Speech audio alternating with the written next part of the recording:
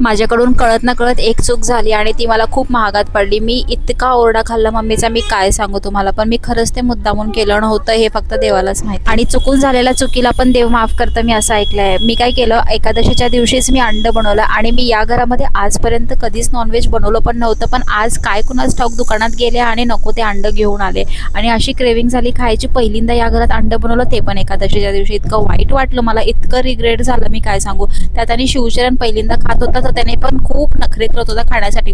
रडून रडून ब्लॅकमेल करून करून त्याला शेवटी खाऊ घातलं. इतका पसारा पडला होता, ते सगळी भांडी बिंडी घासून घेतली, किचन कट्टा वगैरे सगळा मी साफ केला. आणि आज घरातले सगळ्या एक्स्ट्रा क्लिनिंग करायच्या मी ठरवल्या होत्या. तर बाहेरचा वाडा आणि एक्स्ट्राचे कपडे वगैरे सगळं साफसफाई करत होते.